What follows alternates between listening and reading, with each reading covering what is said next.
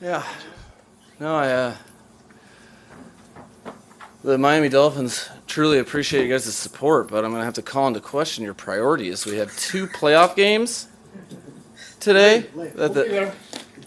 Okay, just making sure. I mean, OTAs are very important. I'm telling the players the same thing, but playoffs. Yeah. You guys got anything? We good? Yeah, I guess we could ask you about the 2 recent additions since the draft. With Sony, Coach, was the thinking and just you can't have enough quality backs, obviously, with Jason, Raheem, and Miles and Savon. And with Ingram, was there just a feel that another edge player could help for depth reasons? Well, the latter of the 2, I have not seen pen to paper yet. Okay. So we'll talk about our Dolphins players, but hopefully we'll be able to talk about him soon. Sony, you have an opportunity in the offseason to add a player of his caliber, of his pedigree, just him as a human being, and a multiple Super Bowl winner. That we jumped at the opportunity. His interests fit our interests, and competition for the Miami Dolphins is only a good thing. And I think one thing that's unique about that particular room is no one shies away from competition, and everybody in there is excited for the offense, for the opportunities, and wants the best man to win, and aren't backing away from that. And with Mostert, are all indications of his recovery suggesting that he should be ready for the start of the season? Do you feel good about that? I know his expectations are to play week 1, and we are not going to rush it. He's come too far to have a setback, so he's just diligently working day in, day out. But when he's ready, he'll be on the field for sure. What is something you want to instill or establish in your team at this early stage in OTAs? I think we've begun that process. There's 3 phases in the NFL offseason. Phase 1 is meeting room exclusive, and guys, and we're currently in phase 3, where we're actually able to practice for the second time. And phase 2, you get to do some drill work and coach them on the field, not in team settings, but and all 3 phases are really cool to me for the specific reason that you get to coach and not prepare for an opponent. So we're learning a different language on one side of the ball, and we're refining a language on the other side of the ball. But realistically, you want guys committed to getting better, and you want to really establish how you're going to go about business. We had a bunch of time to prepare for. We had two voluntary mini camps, and now we're this afternoon. You guys will see our second OTA, and what was important to me is you don't skip steps in this business. So if we want to make strides and progress as an organization, as a football team, we have to position ourselves so that when we come back for training camp, that we're able to practice and operate at a high caliber level that fits, our goals. And there's no easy way to do that. You just don't wish things to happen. You take matters into your hands in the game of football. And guys, I'm very proud of the way they've approached everything from that standpoint. Mike, we haven't asked you yet, I don't believe, about a player with sort of an interesting skill set. Your views on Lynn Bowden and what he can offer? Lynn he does have an interesting skill set. I've always been drawn to players that have multiple positions, specifically quarterback experience, because of the way they see the game. Lynn's been battling some hamstring stuff. He's been diligent in the meeting room, and I don't really get ahead of myself when I'm really looking at our team, and I don't think his teammates should either. We'll know if Lynn's ready to contribute to the team when he's on the field, and we're trying to get him there and he's making sure. I know he's making sure that he's prepared for his opportunity when he is healthy. I want to ask you about the offense in terms of what unit or what group is it the most difficult to sort of implement this offense, teach them what you want to do fundamentally in the core scheme? The most drastic disparity from whatever you'd call quote traditional. You enter in when you're coaching players. You're very aware of their past coaching. You make yourself aware of that so that you can best articulate, hey, this is like this or this is not like this. The biggest disparity from a traditional standpoint is the offensive line, without a doubt. It is a full-scale commitment to certain principles and ownership of fundamentals that we ask them to do and to major in.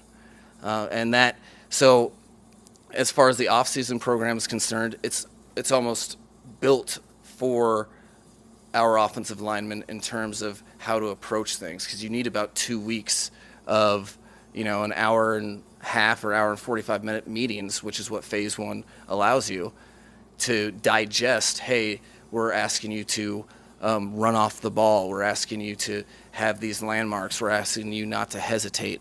And then phase two, you can kind of drill it. That, I think, in terms of,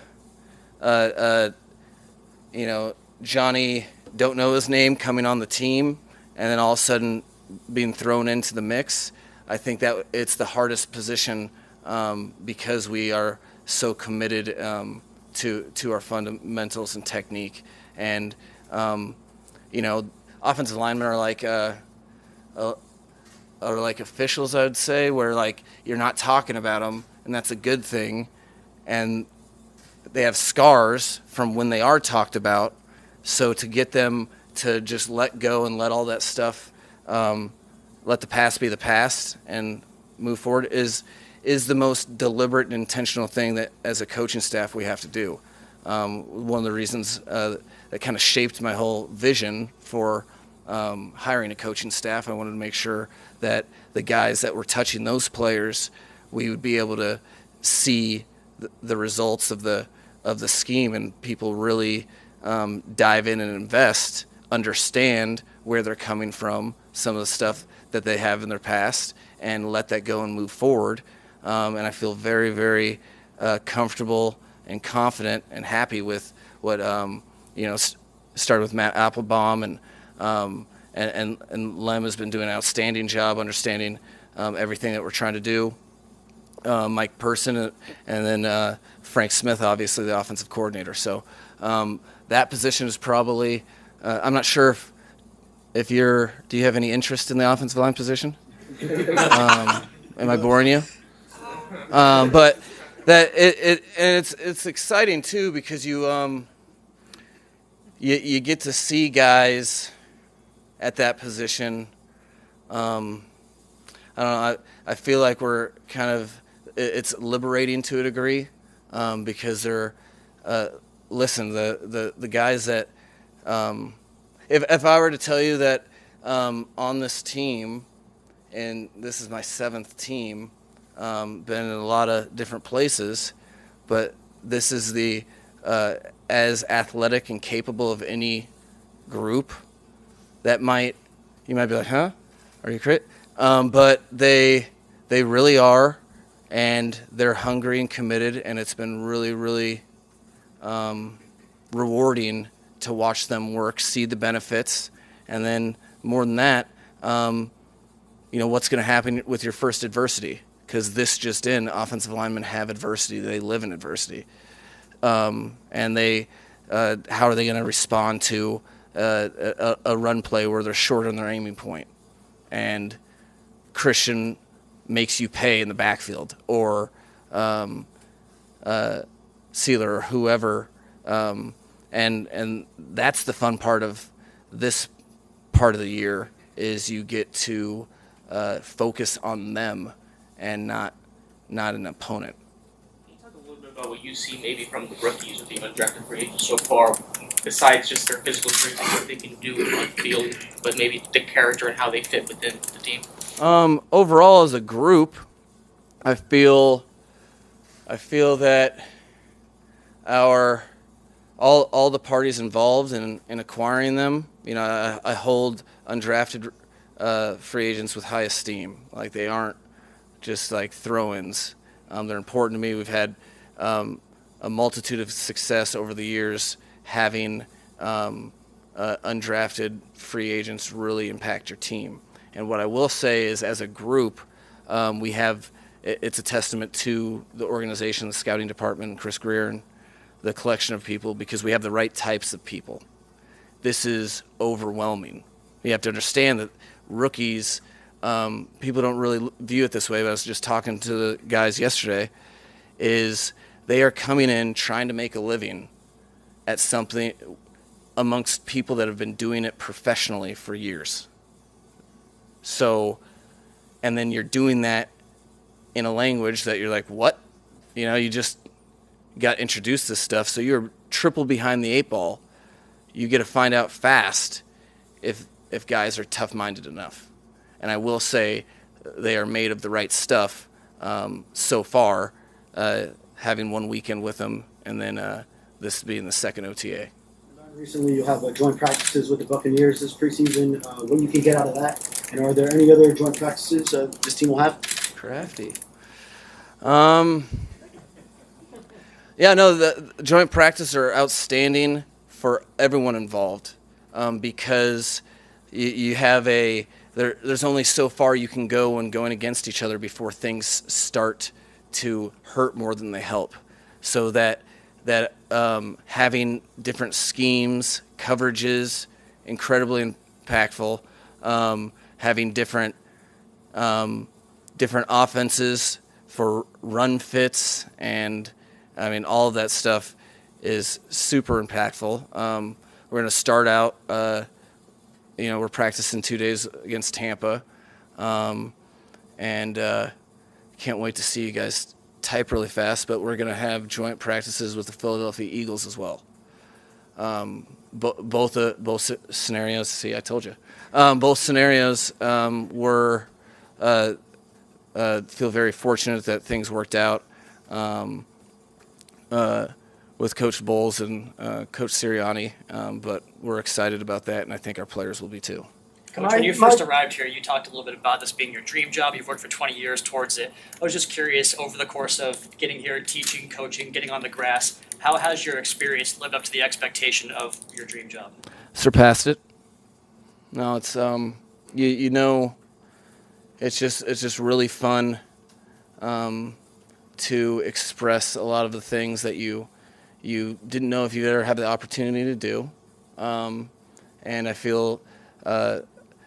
And I'm surrounded with so many people that are supporting and help driving the force, that it truly feels like a team that we're working together for a common goal, which that is what football is all about.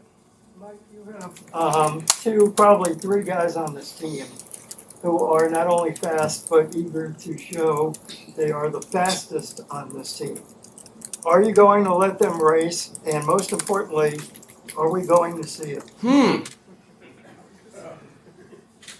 Well, with a persuasive argument, maybe you could convince. I'm not going to tell them not to race. I love competitors. I'm also not going to force them to race. So you really see, if I were you guys and they would do so at one of the, I think, what is it, 5 practices that you guys are at, and you guys were able maybe to persuade them to do it at one, the guy pushing for the race the hardest, I would put my wagers on amongst your betting selves. I would not bet because there are some very, very fast guys on the team, but I enjoy the fact that they're competitive about that, and I would never keep them from doing so. But I'm more trying to get them to figure out how to run a route, defend a go ball, or run the ball. Did I cover all my bases? I did. Then to have them compete in a race. We do track miles per hour on every practice, so they don't necessarily need to race side by side for me to put that in front of them as a motivating factor, if you will. If you're, I'm just going to ask you. Go ahead, Daniel. I have one more, if you could. No, go ahead. Okay, and then you. If it's going to two, is that allowed? Okay. We'll go Daniel and Barry, and then he's gonna be like first. Okay. I'm just saying, you gotta tell us who's the fastest now if you know you're tracking it. I mean, I don't have to. No, I mean, yeah, it wouldn't be fair yet because not all players have been, not all players are able to take part in the race yet. But yeah, there's been a good amount of 22 and dare I say 21 and 22 miles per hour runners out there, and I'm not going to be mad if there's more additionally in the future. Mike, if you're willing to share this in May, anyone beyond Mostert and Bowden, if we don't see out there today going full or going out there at all, that are out for health reasons, injury reasons, that you're able to share, so we're not guessing when we're out there watching? I mean, you don't technically have to guess. You can just holler at me and I could answer your question. As far as that test question, I don't really know off the top of my head. I know Ann's probably sitting there and like, yes, you do. And I'm like, no, I don't. No, we're the veterans that have earned the right over their career, and the science backs up that right now it's not best served for them to be out there. We're not gonna put them out there. There's from any given day that can vary, but we try to be very intentional and deliberate in everything we do. So it's not, there's no absolute with anything. The best thing for the Dolphins is each and every player is ready for week one, and however we get there is the way we'll handle those things.